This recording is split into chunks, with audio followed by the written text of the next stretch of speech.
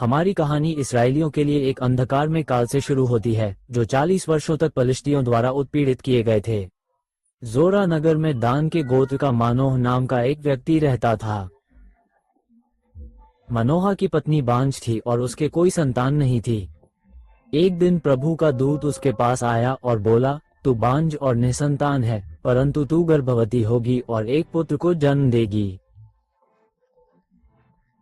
अब सावधान रहो, तुम न तो दाखमधु पियो, न कोई और मदिरा, और न कोई अशुद्ध वस्तु खाओ। तू गर्भवती होगी और तेरे एक पुत्र उत्पन्न होगा, जिसका सिर कभी उस्त्रे से नहीं छुआ जाएगा, क्योंकि वह बालक गर्भ से ही परमेश्वर को समर्पित एक नाजीर होगा। वो इस्राएल को पलिश्तियों के हाथों से छुड़ाने में अगुवाई करेगा। उत्साहित और आश्चर्यचकित होकर वो स्त्री अपने पति को देवदूत का संदेश बताने के लिए दौड़ी। मनोहा ने प्रभु से प्रार्थना की और उनसे कहा कि वह पुनः स्वर्गदूत को भेजे ताकि वह उन्हें सिखा सके कि लड़के का पालन पोषण कैसे किया जाए। परमेश्वर ने मनोहा की प्रार्थना सुनी और स्वर्गदूत वापस लौट आया। मनोहा ने स्वर्गदूत से पूछा, जब तुम्हारी बातें पूरी हो जाएंगी तो लड़के के जीवन और कार्य पर क्या नियम लागू होगा? देवदूत ने निर्देश दोहराया, मानो की पत्नी को वो सब करना होगा जो उसने उसे आज्ञा दी थी। कुछ ही समय बाद मनोहा की पत्नी ने एक पुत्र को जन्म दिया और उसका नाम शिमशोन रखा गया। जैसे जैसे शिमशोन बड़ा हुआ, प्रभु ने उसे आशीर्वाद दिया और प्रभु की आत्मा ने उसे प्रेरित करना शुरू कर दिया। जब शिमशोन युवावस्था में जोरा और एश्तल के बीच महानेदान में था, तब वो तिम्ना गया, जहां उसने एक पलिश्ती स्त्री को देखा। वो घर लौट आया और अपने माता पिता को ये बात बताए, मैंने तिम्ना में एक पलिश्ती स्त्री को देखा है, अब उसे मेरी पत्नी बना दो। उसके माता पिता इस बात से बहुत निराश हुए कि वह एक पलिश्ती स्त्री से विवाह करना चाहता है, और उन्होंने पूछा, क्या तेरे संबंधियों में या हमारे सब लोगों में कोई ऐसी स्त्री नहीं है जो तुझे स्वीकार हो? क्या तुम्हें पत्नी लेने के लिए खतना रहित पलिश्तियों के पास जाना होगा? परंतु शिमशोन ने हठ किया, उसे मेरे लिए ले आओ, वो मेरे लिए सही है। उसके माता पिता नहीं जानते थे कि यह प्रभु की ओर से था, जो पलिश्तियों से भिड़ने का अवसर खोज रहा था। तिम्ना के रास्ते में शिमशोन का सामना एक जवान शेर से हुआ। जंगल घना था और रास्ता संकरा, तभी अचानक एक गर्जना की आवाज हवा में गूंजी। एक जवान सिंह जो खूंखार और जंगली था, सैमसन पर आक्रमण करने लगा। प्रभु की आत्मा शक्तिशाली रूप से उस पर उतरी और दिव्य शक्ति के प्रवाह के साथ शिमशोन ने अपने नंगे हाथों से शेर को फाड़ डाला, जैसे कोई बकरी के बच्चे को फाड़ता है। शेर का शव टुकड़ों में पड़ा था, जो सैमसन की अविश्वसनीय शक्ति का प्रमाण था, लेकिन उसने न तो अपने पिता और न ही अपनी मां को बताया कि उसने क्या किया था। बाद में जब वो उस स्त्री से विवाह करने के लिए वापस आया, तो वह शेर के शव को देखने के लिए एक और मुड़ा। उसमें उसने मधुमक्खियों का एक झुंड और थोड़ा शहद देखा। उसने अपने हाथों से शहद निकाला और उसे खाते हुए आगे बढ़ गया। जब वह अपने माता पिता के पास वापस आया, तो उसने उन्हें भी कुछ शहद दिया और उन्होंने भी उसे खा लिया, लेकिन उसने उन्हें यह नहीं बताया कि उसने शेर के शव से शहद लिया था। तिम्ना में विवाह भोज में शिमशोन ने अपने 30 पलिश्ती साथियों के सामने एक पहेली रखी। शिमशोन ने उनसे कहा, मैं तुम्हें एक पहेली बताता हूँ।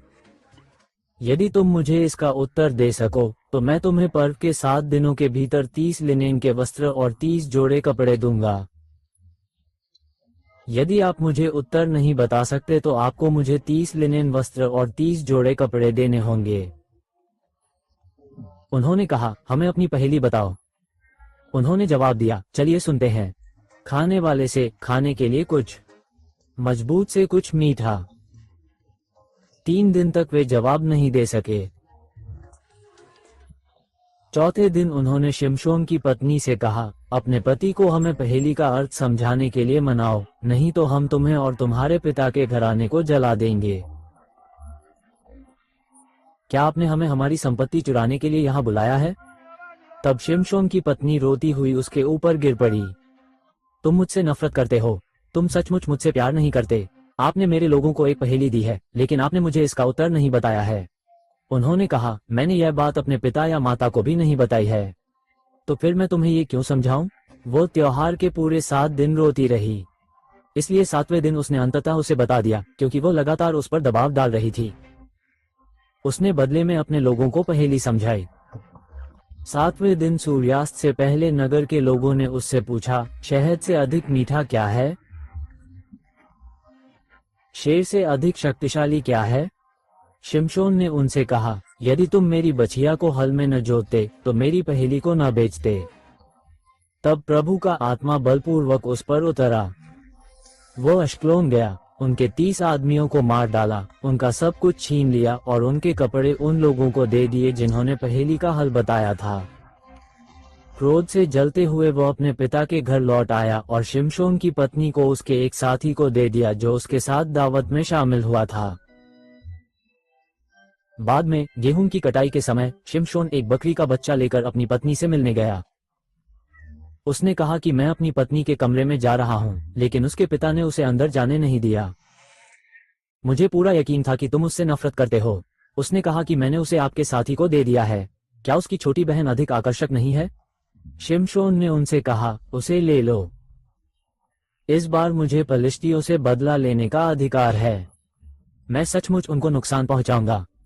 इसलिए वो बाहर गया और 300 लोमड़ियों को पकड़ा और उन्हें पूंछ से पूंछ मिलाकर जोड़े में बांध दिया। फिर उसने लोमड़ियों की हर एक जोड़ी पूंछ में एक मशाल बांधी, मशालों को जलाया और लोमड़ियों को पलिश्तियों के खड़े खेतों में छोड़ दिया। खेत जल रहे थे, जलती हुई फसलों की गंध हवा में फैल रही थी और पलिश्तियों की चीखें गूंज रही थीं क्योंकि उनकी आजीविका आग की लपटों में जल रही थी। उसने खेतों और खड़ी फसल को जला दिया, साथ ही दाख की बारियों और जैतून के बागों को भी जला दिया। जब पलिश्तियों ने पूछा कि यह किसने किया, तो उन्हें बताया गया कि यह काम शिमशोन ने किया था, जो तिम्नाइट का दामाद था, क्योंकि उसकी पत्नी को उसके साथी को दे दिया गया था। इसलिए पलिश्तियों ने जाकर उसे और उसके पिता के घर को जला दिया। शिमशोन ने उनसे कहा, तुम लोगों ने जो किया है, मैं उसकी शपथ खाता हूं कि जब तक मैं तुम लोगों से अपना बदला न ले लूं, तब तक न रुकूंगा। उसने उन पर क्रूरतापूर्वक हमला किया और उनमें से कई को मार डाला। फिर वो नीचे चला गया और अतम की चट्टान में एक गुफा में रहने लगा। पलिश्तियों ने यहूदा पर चढ़ाई की और लहिया के पास डेरे डाले। यहूदा के लोगों ने पूछा, तुम हमसे लड़ने क्यों आए हो? उन्होंने उत्तर दिया, हम शिमशोन को बंदी बनाने आए हैं। उसके साथ वैसा ही व्यवहार करना जैसा उसने हमारे साथ किया। तब यहूदा के 3000 पुरुष अदोम की चट्टान की गुफा के पास जाकर शिमशोन से कहने लगे, क्या तू नहीं जानता कि पलिश्ती हम पर प्रभुता करते हैं? तुमने हमारे साथ क्या किया है? उसने उत्तर दिया, मैंने उनके साथ वही किया जो उन्होंने मेरे साथ किया। उन्होंने उससे कहा, हम तुझे बांधकर पलिश्तियों के हाथ सौंपने आए हैं। सैमसन ने कहा, मुझसे कसम खाओ कि तुम मुझे स्वयं नहीं मारोगे। उन्होंने कहा, हम तो तुम्हें बांधकर उनके हवाले कर देंगे। हम तुम्हें नहीं मारेंगे। इसलिए उन्होंने उसे 2 नई रस्सियों से बांधा और चट्टान से ऊपर ले गए। जब वो लेही के पास पहुंचा तो पलिश्ती चिल्लाते हुए उसकी ओर बढ़े। प्रभु का आत्मा उस पर शक्तिशाली रूप से उतरा। उसकी भुजाओं की रस्सियां जली हुई चीजों की तरह हो गईं और उसके हाथों से बंधन टूट गए। एक गधे का ताजा जबड़ा पाकर उसने उसे पकड़ लिया और 1000 आदमियों को मार गिराया। जमीन पर गिरा हुआ सैमसन बिखरा पड़ा था। वह खून से लथपथ लेकिन विजयी अवस्था में खड़ा था। उसके हाथ में जबड़ा थामे हुए था। तब शिमशोन ने कहा, मैंने गधे के जबड़े की हड्डी से गधे बनाए हैं। गधे के जबड़े की हड्डी से मैंने 1000 लोगों को मार डाला है। जब उसने बोलना समाप्त किया तो उसने जबड़े की हड्डी फेंक दी और उस स्थान का नाम रामत लेही पड़ा क्योंकि वह बहुत प्यासा था। उसने प्रभु को पुकारा, आपने अपने सेवक को यह महान विजय प्रदान की है। क्या अब मुझे प्यास से मरकर खतनाहीन लोगों के हाथ में पड़ना पड़ेगा? तब परमेश्वर ने लेही में खोखला स्थान खोल दिया और उसमें से पानी निकला। जब शिमशोन ने पानी पिया तो उसकी शक्ति लौट आई और वह होश में आ गया। इसलिए इस झरने का नाम एनोकोरी रखा गया और यह आज भी लेही में मौजूद है।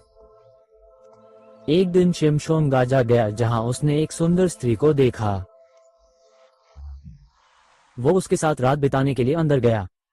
गाजा के लोगों को जब ये खबर मिली कि शिमशोन यहाँ है तो उन्होंने उस स्थान को घेर लिया और सारी रात उसकी घात में बैठे रहे।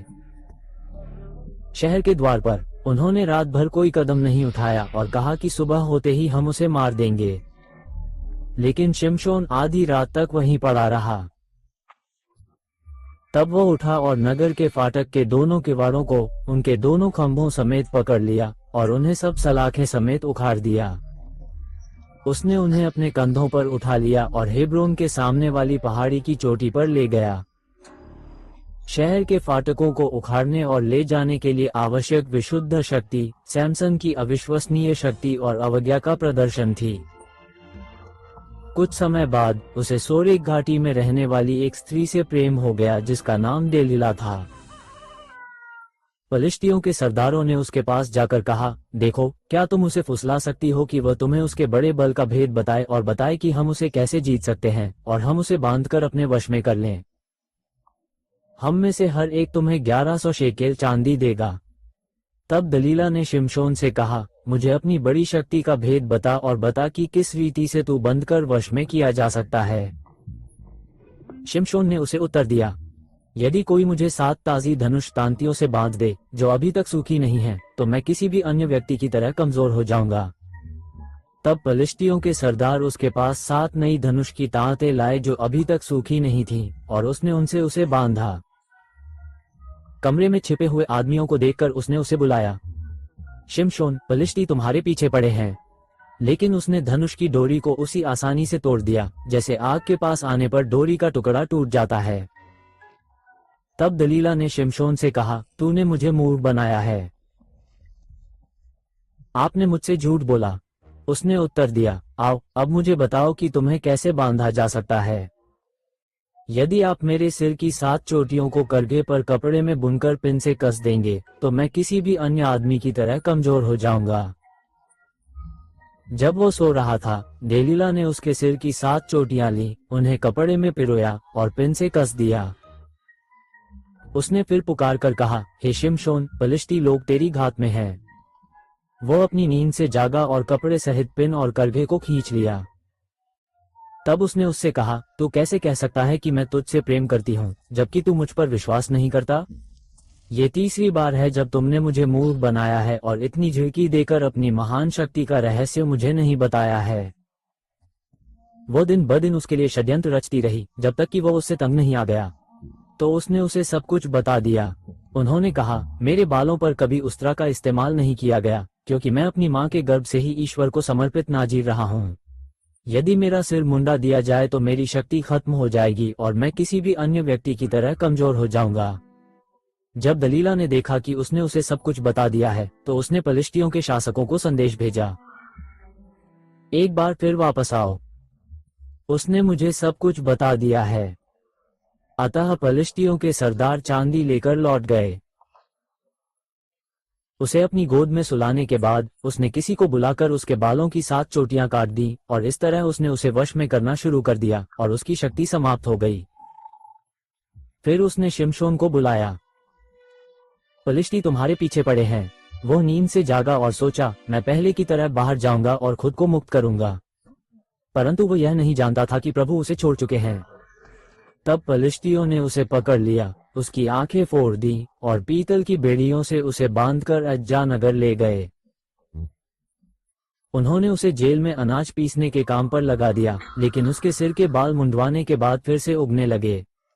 अब पलिश्तियों के सरदार अपने परमेश्वर दागान के लिए बड़ा बलिदान चढ़ाने और आनंद मनाने को इकट्ठे हुए और कहने लगे कि हमारे परमेश्वर ने हमारे शत्रु शिमशोन को हमारे हाथ में कर दिया है।